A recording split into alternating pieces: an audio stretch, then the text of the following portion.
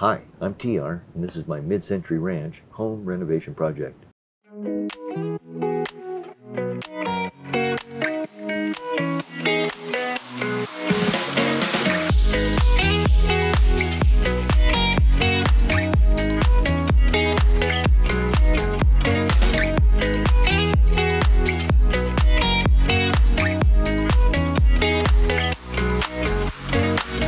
So in this episode, what we're doing is we're putting together our project lists, and we're going to be using our inspection video to do that. So what I've done is I've gone and reviewed the inspection video footage very carefully and started to develop a list of projects that need to be taken care of. I'm not going to bore you with all the details. We are going to look at a couple of very specific areas real soon, some major problems that need to be addressed. But for right now, I'm just going to tell you kind of how I did this. To start with, I guess I'm a bit of a Luddite because I still love these books, these moleskin journaling books.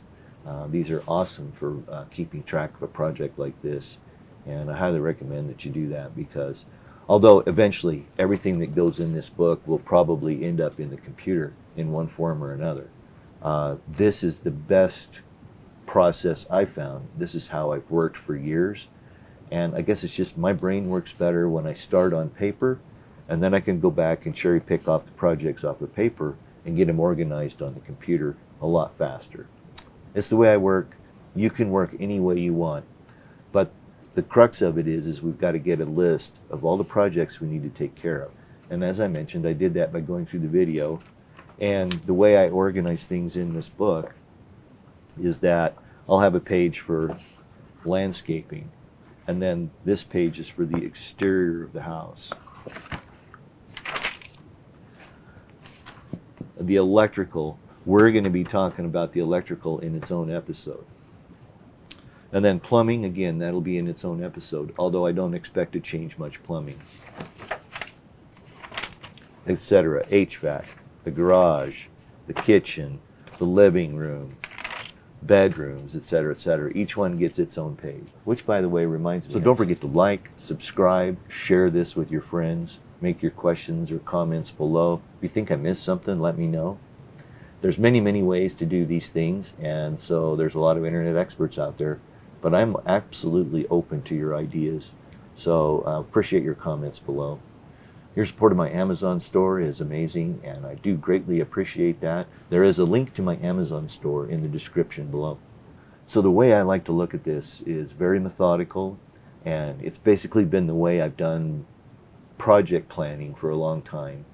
And that is that I look at the outside envelope, okay? So in this particular case, that's the exterior of the house. And then I kind of work my way methodically through the interior envelope. Making these notes as I've made here. When I look at these projects, the criteria I have in my mind are, is it causing ongoing damage? Okay, that gets a pretty high priority because we need to get that resolved. We don't need any more damage than may already exist.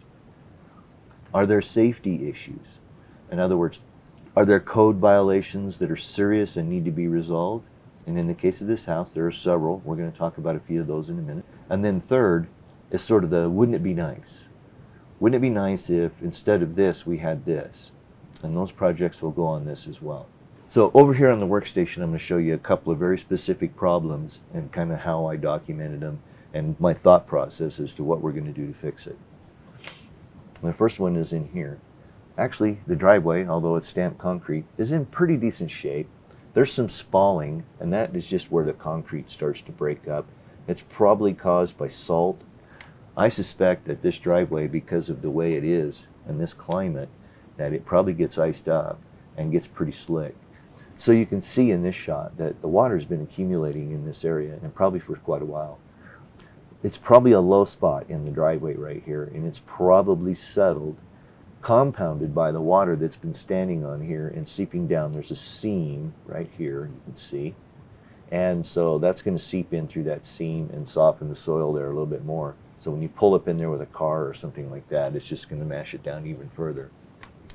There's a couple options. Might be able to lift that slab.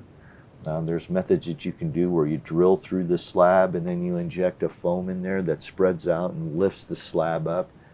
Or I might consider doing a skim coat. Structurally, the slab looks fine. I don't see any cracks in it at all. One of the other keys that tells me that we've got a water problem is here on the garage door, and you can see here where the paint's peeling. You can also see here where the water's accumulating. So that also tells me that there's water splashing down here, and there is, because it's coming from right there. This is a huge problem. First off, you never have an eave like this die into a window. There's no question about it that this is a homeowner built garage. And this is the first sign of a real problem that's going on in this wall that we're going to look at in detail here in just a minute. But for right now, if we look at that, you can see that this is all rotted. We look in this roof off the garage drains up against the house. The hip roof, you can see, has a gutter on it. And when we get around to the back of the house, you'll see that there's a corner missing off that gutter. It's a real problem. It's going to have to be addressed pretty soon. So when that happens, in my book, you note that I got a little red star there. That's the garage connects to the house, huge drainage problem, rotted fascia, etc., etc., etc. So I just make notes around that particular issue. Let's go ahead and spin to the inside of that wall and take a look at it. Okay, we're going to stop right there for just a minute. And what you want to note is look at the roof of this shed that's on the garage. I already know this shed's got to come on. There's a better picture of it. You can see here we got a lot of water damage going on right here. The problem is this whole roof is draining down here. There's no gutter. There should have been a gutter installed there. That would have helped immeasurably. Here's that back of that wall that I was talking about where this gable roof just drains up against the house. And that is just not a good situation. It could have been easily remedied by taking this garage roof up an additional 2 feet. Then the gable would have died into the hip and you'd have had an appropriate drainage situation going on. But right now, that's a real problem. Also up in there, between this wall and the roof, there is so much pine needles and dirt and crap up in there, leaves, that's trapping that water in against that wall. My only hope is that the original clapboards on the house haven't dry rotted and that they've done their job and kept the water from inside the house. I looked very carefully on the inside bedroom wall. This wall is common to the bedroom. And in the basement underneath this, and I did not see any water that looked like it had penetrated into the house, so my fingers were crossed. So I've written down nearly every project that I found as I was going through the footage and what needs to be taken care of, and some notes to remind myself of what needs to be done, you know, as far as like, you know, up here I wrote, you know, rotted fascia, so that tells me I need to fix that fascia, and like I say, I'm probably going to cut that back. But I may look at something called a cricket, as far as to deflect the water away from coming up and running up against the house. If you look right there against the chimney, that is a cricket. And all it is just a little triangular piece that directs the water away from it that's running down the roof. And it helps protect against that water getting up against this, leaking down the fireplace and rotting out. This one's in good shape. It looks to be in fine shape. So I'm thinking maybe until I can do something more permanent with the garage is fabricating or forming some sort of a cricket up there where it takes and directs that water, you know, maybe towards the back of the house. I haven't decided yet. I'm not sure what to do yet because it's a tough problem. Ultimately, I think what I'm going to do is lift the garage roof 2 feet, but we'll see how that works out in a future episode. So once I get through looking at the building envelope, the outside, and all the issues that need to be resolved on the outside, then we move to the inside and basically repeat the same process with the same thoughts in mind. Is it causing ongoing damage? If is the condition or situation causing ongoing damage, then it gets a pretty high priority. Again, safety issues, code violations. There aren't as many code violations inside as there are outside, but there were a few. And none the least of which is, again, the electrical, which is in its own episode to come soon. Over here in the living room, I think this one is a pretty good illustration of that. These curtains are probably going to stay. They seem to be okay. They're dirty, and so I'm going to pull these curtains out and have them cleaned. But I'm going to lose these valances. I do not care for those. Also, if you look in the wall, and particularly right here, and I believe I have a better shot of that. So what you're seeing here is paint over wallpaper. It's going to be a real pain to get off. But that's going to be one of the first things we're going to do. We'll talk about that in a second. So again, I just worked through in the living room. We're going to remove the valances. We're going to get the curtains cleaned, inspect the windows, and look at the weather sealing. The windows ultimately will be replaced. I'm not sure if I'll do that before winter. If it turns out that I don't do it before winter, then I'll go through and seal up the windows as best I can.